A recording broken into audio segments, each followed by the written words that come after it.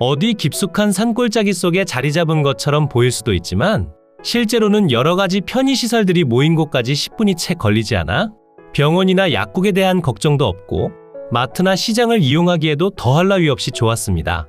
여기서 끝이 아닙니다. 깔끔하고 상태 좋은 전원주택은 서울에 살고 계신 소유자가 세컨하우스로 이용하면서 관리하고 있어 헐값에 낙찰받는다면 곧바로 거주하더라도 아무런 문제가 없습니다.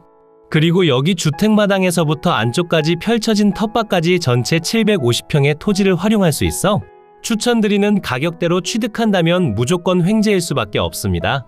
다만 모든 물건이 그렇듯 장점만 있을 수는 없으니 모르면 엄청난 손해를 볼 수도 있는 주의사항과 단점 또한 확실히 체크해 보시길 바랍니다. 그럼 본격적인 소개에 앞서 구독과 좋아요, 알림 설정 한 번씩 부탁드리고 댓글창에 횡재라고 남겨주세요. 항상 좋은 물건으로 보답하겠습니다.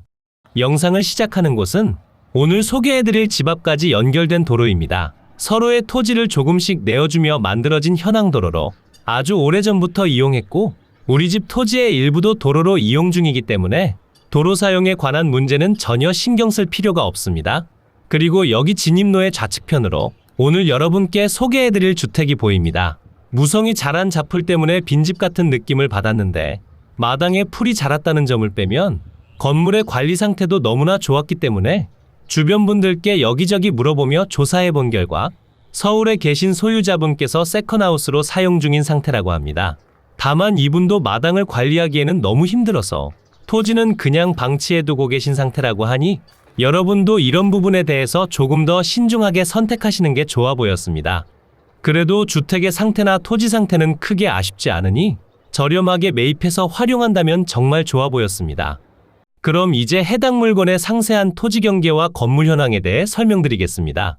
우선 해당 물건에 포함된 토지는 이렇게 세 필지고 전체 토지 면적은 2483제곱미터 751.1평에 해당합니다. 일단 여기는 마당으로 활용 중인 면적도 크게 부족하지 않아 답답함이 없으며 우리 집 마당을 경유해서 바로 옆 텃밭으로 이동하는 것도 가능합니다.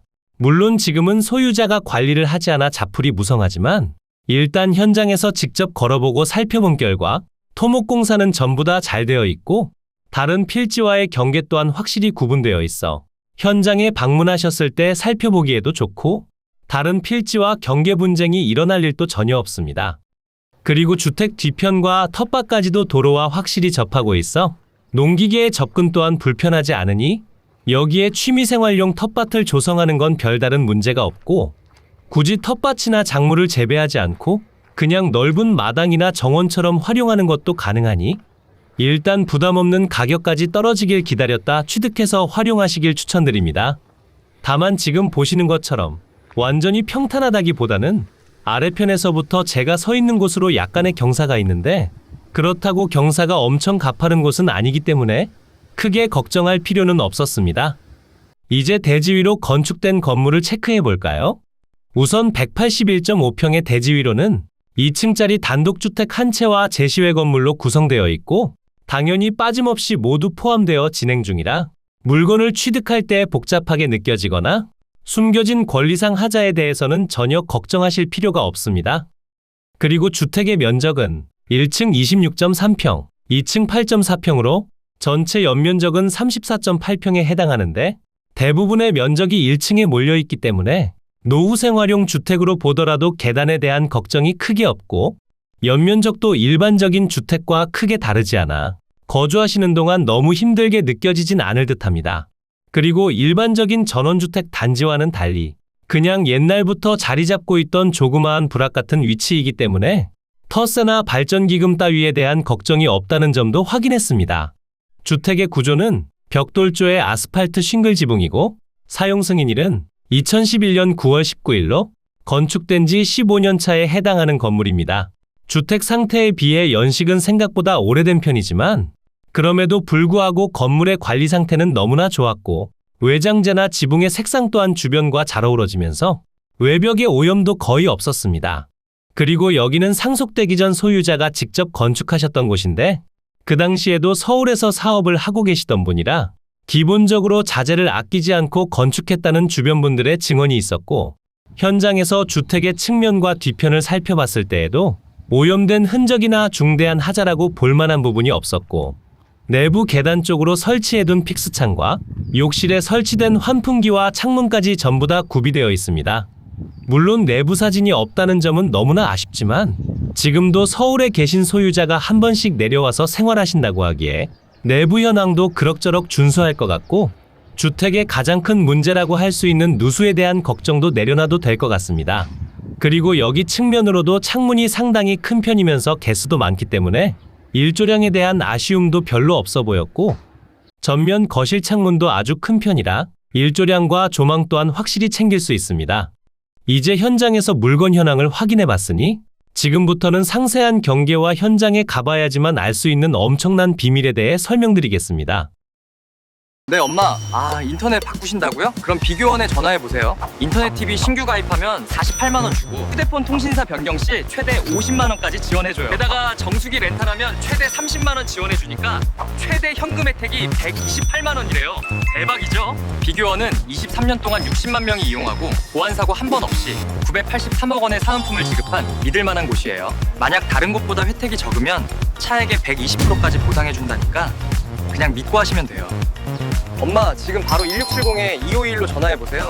아니면 네이버에 비교원이라고 검색하시면 바로 나와요. 오늘 소개해드린 물건에 포함된 토지 경계입니다.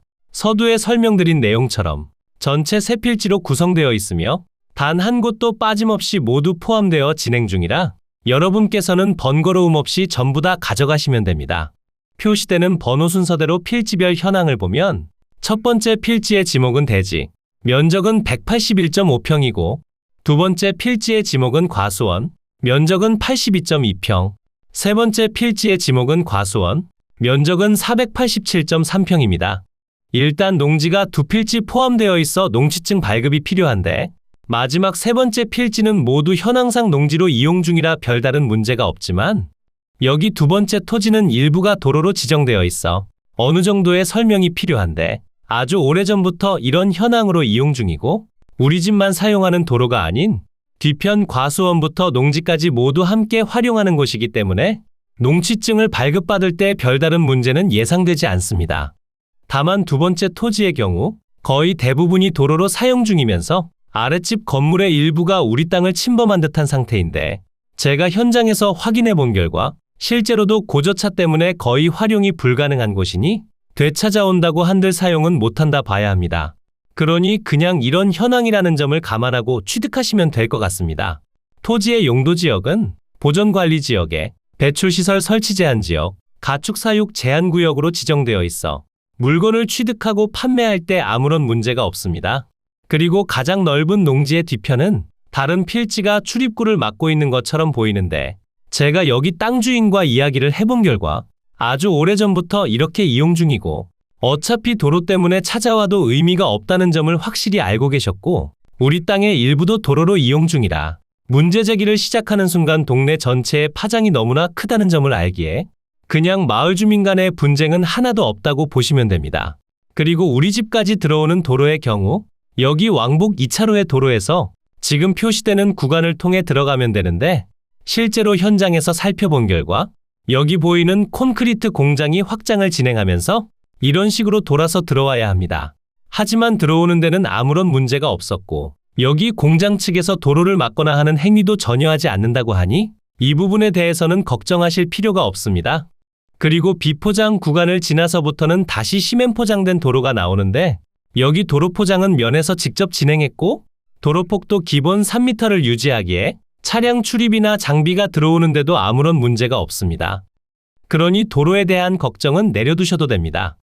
주택의 면적과 구조는 앞에서 설명드렸으니 패스하고 추가 내용 몇 가지를 확인해보면 상수도가 인입되어 있어 위생설비 및 급 배수 설비에 대한 문제가 없고, 난방은 화목 보일러와 기름 보일러를 함께 활용합니다. 연식은 생각보다 오래된 편이지만 전체적인 관리 상태도 좋고 건물 외장재 또한 너무 촌티나지 않기 때문에 물건을 취득한 뒤 내부 인테리어만 바꿔준다면 앞으로 최소 20년은 거뜬해 보였고, 지붕 쪽으로 아주 면밀히 살펴본 결과 외부에서 확인할 수 있는 하자는 전혀 보이지 않아 건물에 대한 하자는 걱정할 필요가 없습니다. 다만 이렇게 좋은 현황임에도 불구하고 저렴하게 취득하라고 하는 이유가 있습니다. 바로 우리 집에서 멀지 않은 곳에 시멘트 공장이 보이고 바로 앞으로는 시멘트 2차 제품을 생산하는 건축자재 업체가 위치하고 있습니다.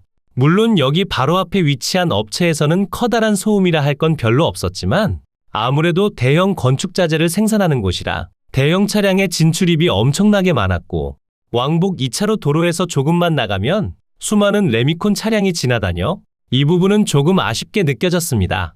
하지만 이런 현황 덕분에 가격이 더욱 폭락한다고도 볼 수 있으니 일단 현장에 방문해서 한번 살펴보시길 추천드립니다.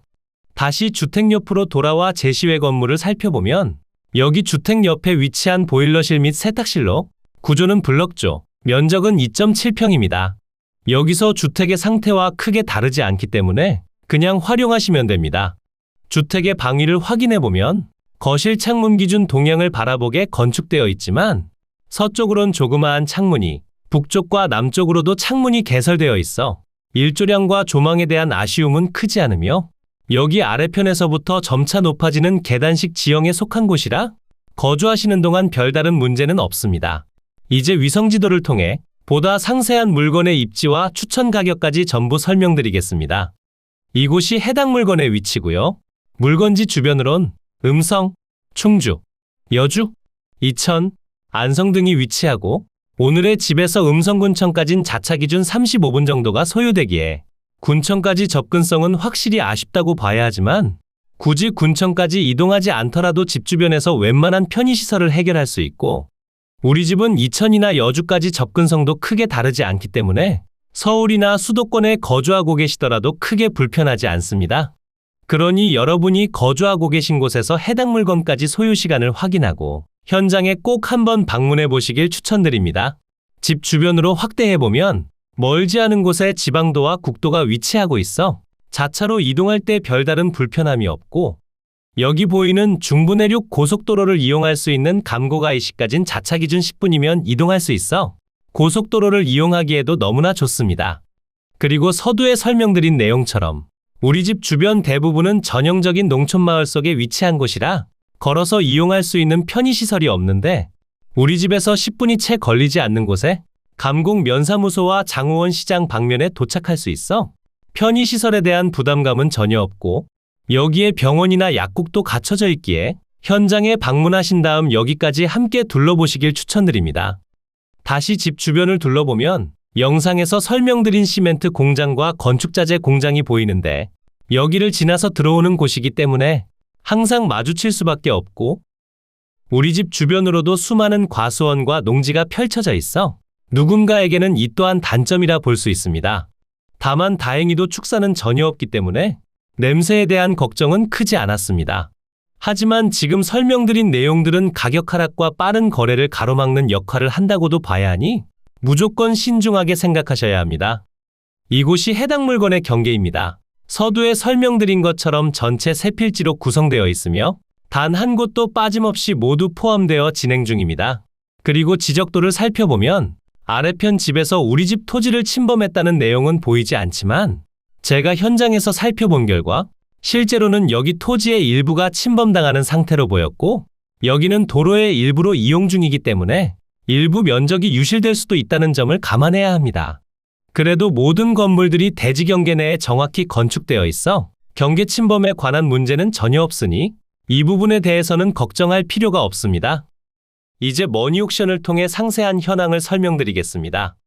사건 번호 2025 타경 1968 소재지는 충청북도 음성군에 위치하며 상세한 주소는 머니옥션에서 사건 번호를 검색하시거나 땅땅정보통 멤버십 가입을 통해 확인 가능합니다.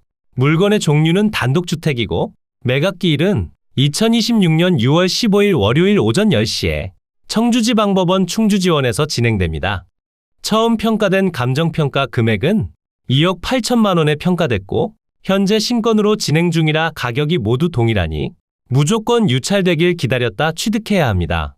물건 현황표를 확인해보면 세 필지의 토지와 건물들이 표시되며 일괄 매각으로 진행 중인 점을 알 수 있고 조경수 및 수목들이 모두 포함된 세 필지의 토지는 1억 5,100만 원으로 평당 20만 원에 평가됐고 모든 건물의 합산 가격은 1억 2,900만 원으로 평당 346만 원에 평가됐습니다. 충북 음성군에 소재한 땅 넓은 2층 전원주택은 현재 신건으로 진행 중이라 무조건 유찰을 기다려야 하지만 주변 환경 또한 추가 유찰을 기다려야 하는 커다란 이유에 속합니다. 그리고 예전이라면 반값에 입찰하시길 추천드렸겠지만 요즘 분위기와 주변 환경을 보고 나니 반값부터 시작해서 최소 한두 번은 추가 유찰되어야 할 것으로 판단됩니다. 그러니 무조건 유찰되길 기다렸다 취득하시길 추천드립니다. 감정평가 요항표를 보면 영상에서 설명드린 것과 모두 동일하다는 점을 알 수 있으니 머니옥션에 방문해서 한번 읽어보시길 추천드립니다. 임차인 현황표를 보면 현재 소유자를 제외한 다른 임차인이 전입되어 있지 않으며 전 소유자였던 소유자의 형님께서 세컨하우스로 활용 중이라 합니다. 그러니 임차인에 대해서는 전혀 걱정할 필요가 없습니다. 건물과 토지 등기부를 보면 2017년 12월 12일에 설정된 근저당권이 말소기준 권리가 되며 아래로의 내용들은 모두 소멸해 여러분께 인수되거나 소멸하지 않는 권리가 없는 깔끔한 물건임을 알 수 있습니다. 오늘 소개해드린 물건은 어떠셨나요? 땅도 넓고 건물 상태도 좋지만 주변 환경이 너무나 아쉬운 물건인 듯합니다. 다만 이런 주변 환경을 감안하고 저렴하게 매입하는 게 가능해 보이니 현장에 방문해서 상세히 살펴보시길 추천드립니다.